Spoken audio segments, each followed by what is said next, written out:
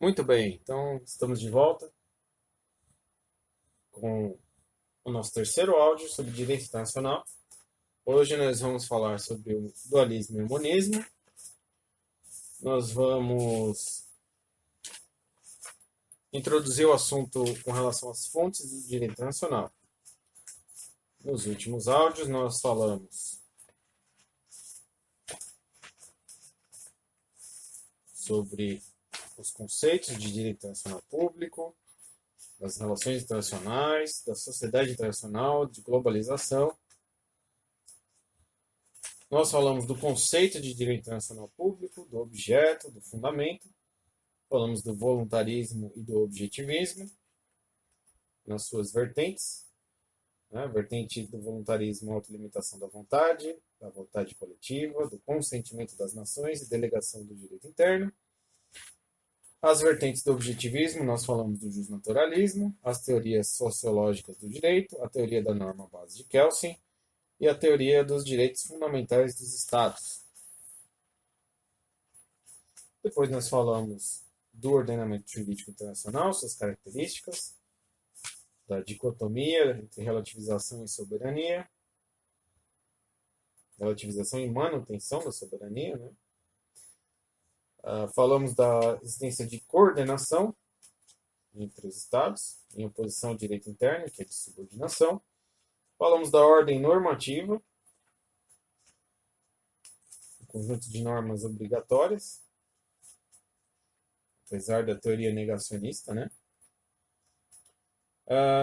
Falamos que parte da doutrina sustenta que não existe hierarquia entre as normas. Falamos da fragmentação do direito internacional.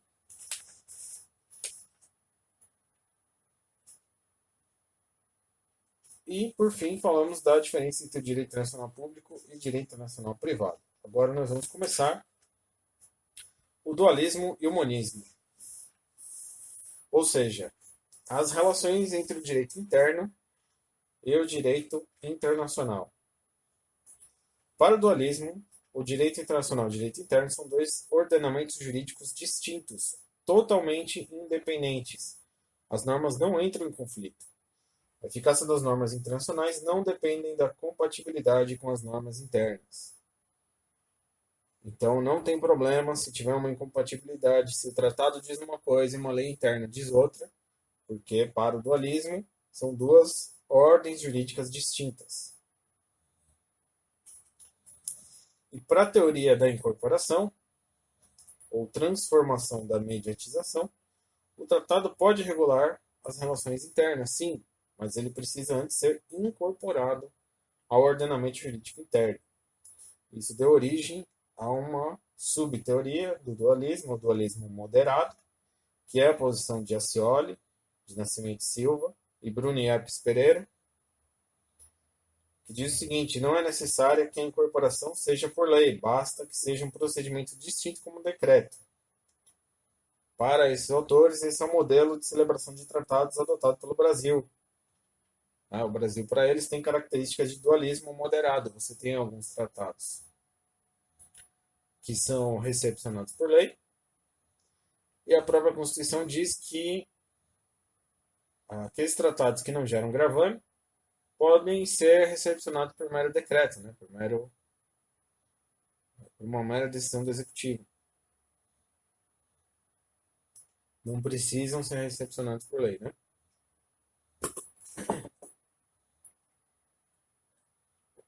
Mas o STF, na medida cautelar, na ADI 1480-DF, diz o seguinte, que é a Constituição Federal e não a doutrina que deve decidir a solução normativa para a aplicação de atos internacionais ao sistema brasileiro. Então, o STF aqui afastando a posição doutrinária, está dizendo que quem vai decidir se o Brasil adota o dualismo ou o monismo é, no fundo, a Constituição e não a doutrina. Bom, vamos ver o monismo agora. O monismo parte de uma premissa de que existe apenas uma ordem jurídica, com normas internas e internacionais interdependentes entre si, ou seja, que se relacionam entre si. O ordenamento jurídico tem que ser coeso. Então nós temos duas vertentes. A primeira vertente de Kelsen, o monismo internacionalista, que prega a primazia do direito internacional. Se uma norma internacional se contrapõe a uma norma interna, prevalece a norma internacional, posição de Kelsen. E tem a vertente hegeliana, do monismo nacionalista, com a primazia do direito interno. O conflito entre a norma de direito internacional e a norma de direito interno, prevalece a norma de direito interno.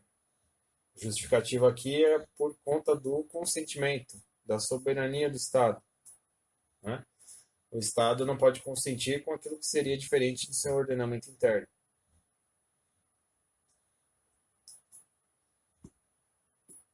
Temos aqui um monismo internacionalista moderado, também tem a versão moderada do monismo. Essa versão é adotada por Verdross. Mesmo que a norma contrariar o direito internacional, ela permanece válida, mas eventual descumprimento enseja responsabilidade internacional. Então, as normas podem coexistir, ainda que contraditórias entre si, e eventual descumprimento gera, enseja, responsabilidade internacional por aquele Estado. Tá? Monismo internacionalista moderado.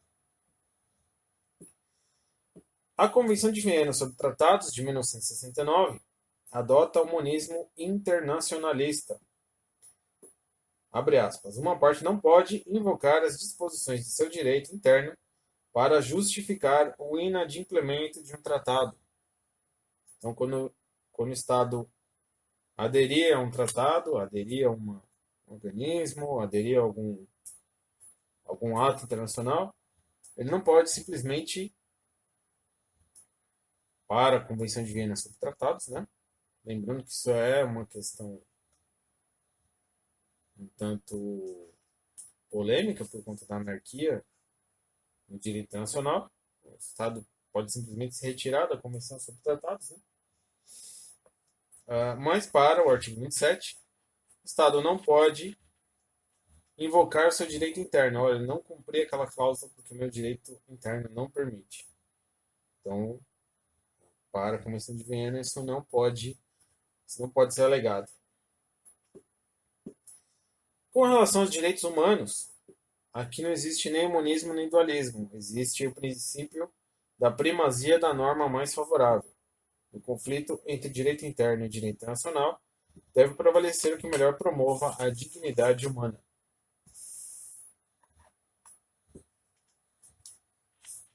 Bom, vamos passar ao próximo item.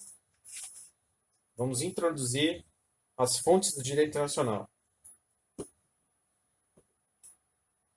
O conceito de fonte, segundo o professor Portela, que nós estamos utilizando o livro dele, Direito Internacional Público e Privado, nona edição, 2017, editora Juspódio, professor Paulo Henrique Gonçalves Portela.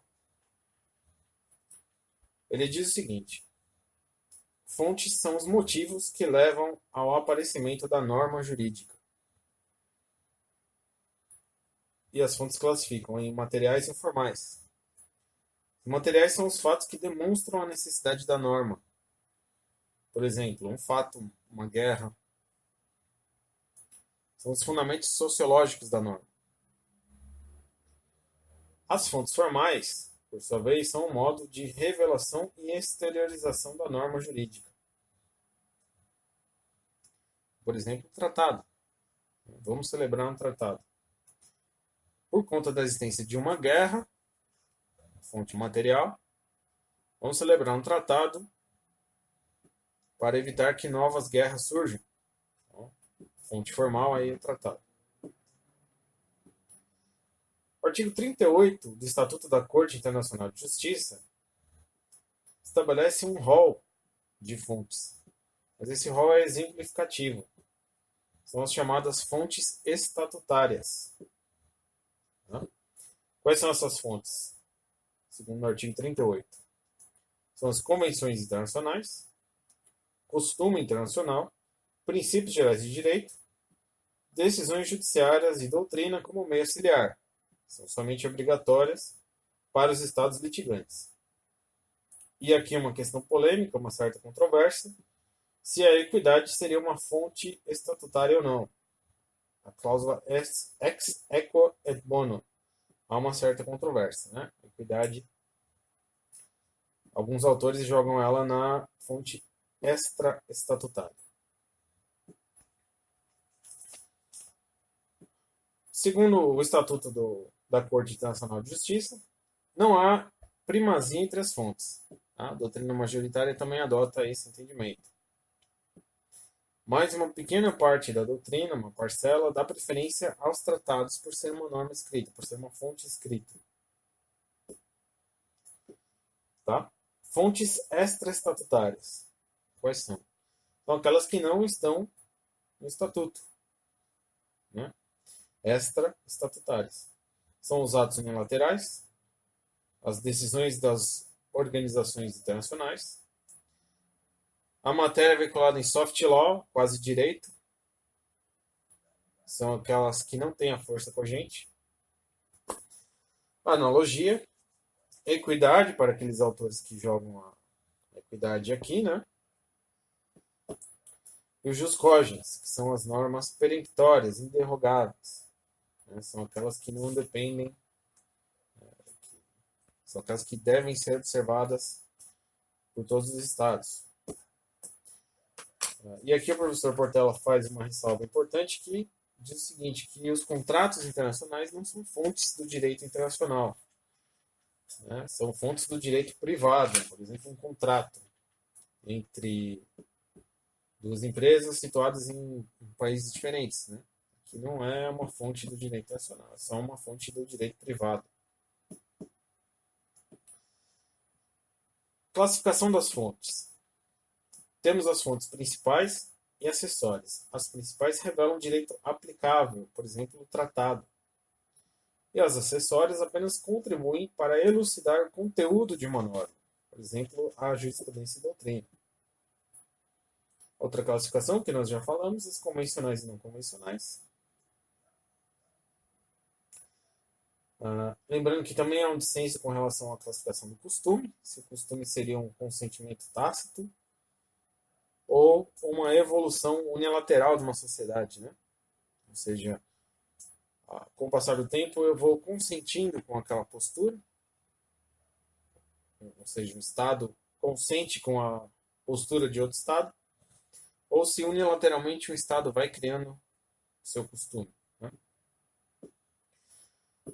Bom, no próximo áudio nós vamos tratar das fontes em espécie, nós vamos falar do costume, nós vamos falar das decisões judiciárias, doutrina, princípios gerais do direito, analogia, equidade, atos unilaterais, decisões de organismos internacionais, as normas imperativas e o soft law.